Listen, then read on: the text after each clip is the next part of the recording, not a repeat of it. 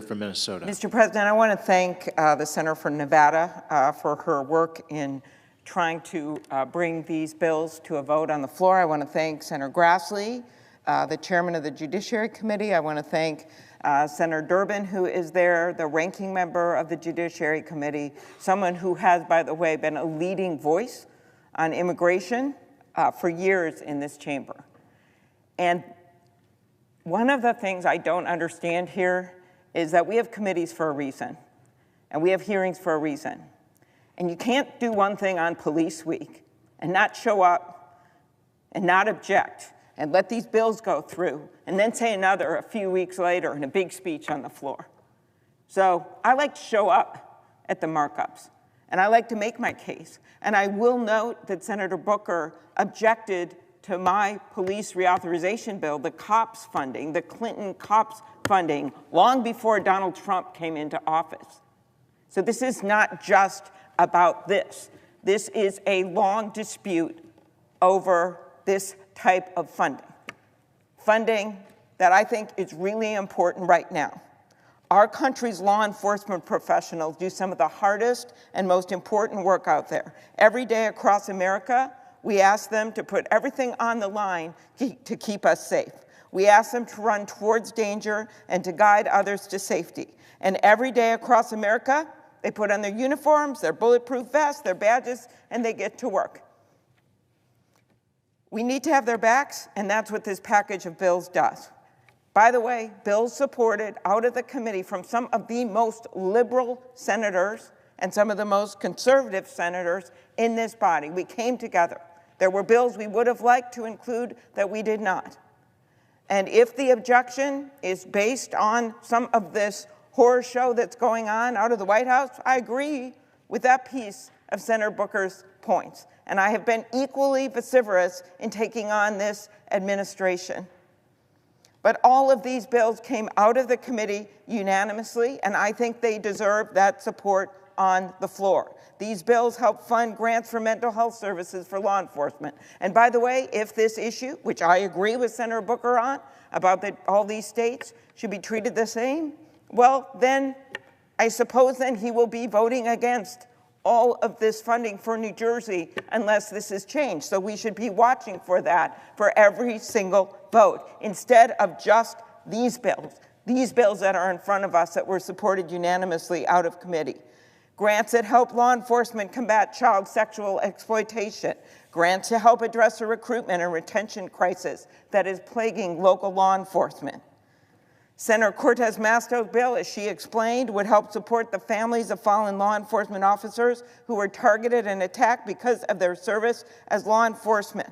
My bill, which has been now objected to, so I'm not going to mention it separately or ask for it to be called up separately. My bill, the Retired Law Enforcement Officers Continuing Service Act, done with Senator Grassley, would make sure that law enforcement agencies can continue to utilize the skills that talented law enforcement retirees have built up over their career of public service. There are many retired law enforcement officers who want an active retirement and are eager and ready to serve their community. This might sound like small ball, but when we are looking at how we're going to build up these police agencies, when we don't have enough police, when they're out there at these scenes getting shot at, we've got to be creative in terms of the ideas. And I believe strongly we're going to see another president in the future. We're going to see out of these next elections a check on some of this. But for now, I want to get these programs started. This bill would allow law enforcement agencies across the country to keep using their expertise to review video footage, to solve carjacking cases, or help cyber and financial crime investigations. This bill will also help train the next generation of law enforcement officers. These and the other police bills passed during Police Week, while those police officers are sitting there in the hearing room, when no one objected, they are bipartisan, common sense legislation. They passed the Judiciary Committee unanimously. And I can't help it if someone couldn't change their schedule to be there. I think that these hearings should mean something, and that people should be saying the same thing they say on Police Week when those people are sitting out there in the uniforms who have lost loved ones, as they say on this Senate floor. If we expect law enforcement to respond to some of the most difficult crises at a moment's notice, it's on us to set them up for success. I was there at the National Mall where it rained the entire night, and not a family wasn't there when they thought it was going to be a nicer day. And that was this year on the National Mall to honor those fallen heroes, the Law Enforcement Officers Memorial Candlelight Vigil. Every single officer whose name was read that night was a beloved family member and a friend to so many, including 3 from my state. There was Officer Jamal Mitchell, who was shot and killed in the line of duty just last June, and Officers Paul Elmstead and Matthew Ruge, who along with firefighter paramedic Adam Finseth were killed responding to a domestic violence call in Burnsville, Minnesota. They were called to duty, they answered the call. They actually got 7 kids out of this house and saved their lives. And then one was gunned down. The paramedic came in to try to save him. He was gunned down. And I will never forget hearing from Burnsville Police Sergeant Adam Medlicott, who was there with the 3 fallen first responders when they answered the call. He said of his fallen comrades, "We were there for 7 children. Nothing could be more honorable." He is absolutely right.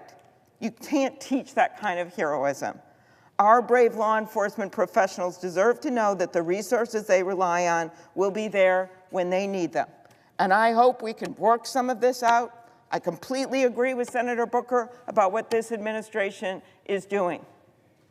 But you can't just pick out a few bills that came out of a committee and say, I'm going to stop those, and then allow for other bills that fund other parts of your budget in your state.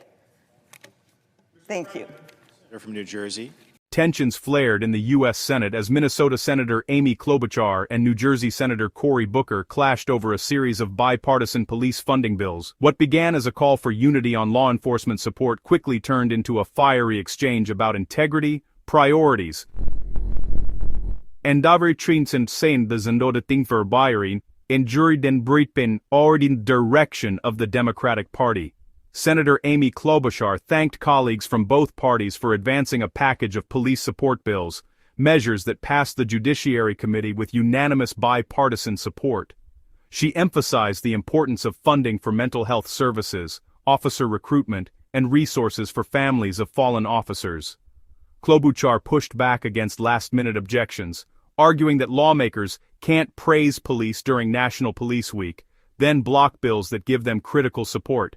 Every day, our law enforcement officers put everything on the line to keep us safe. We need to have their backs. I was just called out by name, and I want to respond.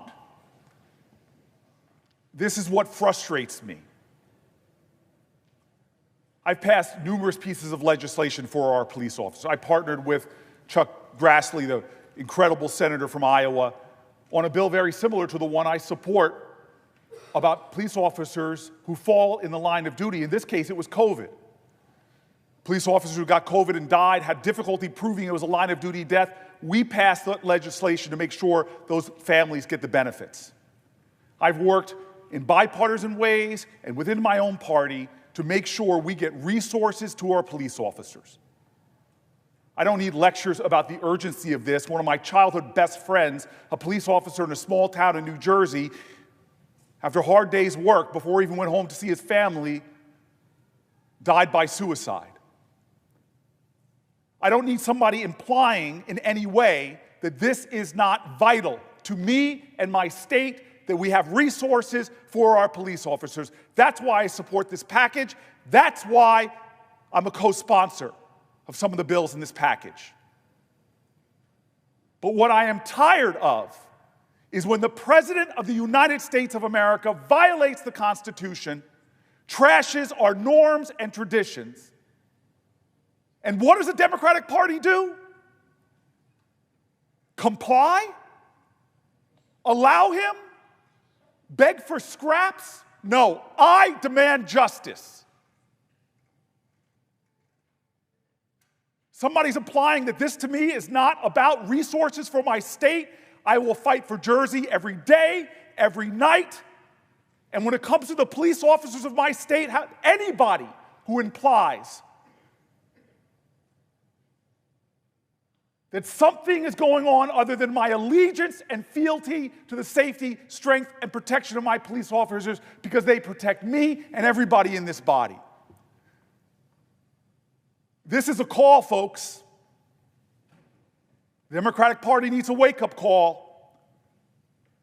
I see law firms bending a knee to this president, not caring about the larger principles, that those free speech rights, that you could take on any client, why are you bending the knee? I see universities that should be bastions of free speech bending at the knee to this president. I see businesses taking late-night talk show hosts off the air because they dare to insult a president. I see people who want mergers suddenly think that they have to pay tribute to this president. And what are the very people here elected to defend the Constitution of the United States saying, oh, well, today, let's look the other way and pass some resources that won't go to Connecticut, that won't go to Illinois, that won't go to New York, that will go to the states he likes. That is complicity with an authoritarian leader who is trashing our Constitution. It's time for Democrats to have a backbone. It's time for us to fight. It's time for us to draw lines. And when it comes to the safety of my state being denied these grants, that's why I'm standing here. Don't question my integrity. Don't question my motives. I'm standing for Jersey. I am standing for my police officers. I'm standing for the Constitution, and I'm standing for what's right. And dear God, if you want to come at me that way, you're going to have to take it up with me. Because there's too much on the line right now in America. As people's due process rights and freedom of the speech rights and secret police are running around this country, picking people up off the streets who have a legal right to be here. There's too much going on in this country. When are we going to stand together for principles that I just heard that we're agreed with? When are we going to stand together? If we don't stand as Democrats, we deserve to lose. But if we stand united, if we stand strong, if we stand with other people, if we tell with a chorus of conviction in America what this president is doing is wrong, if we stand up and speak that way, dear God, we will win. Like all of those people that are ancestors who joined hands together and said, we shall overcome. No, not on my watch. I'm protecting Jersey today. I'm protecting our Constitution today. I'm standing today. Mr. President. The senator from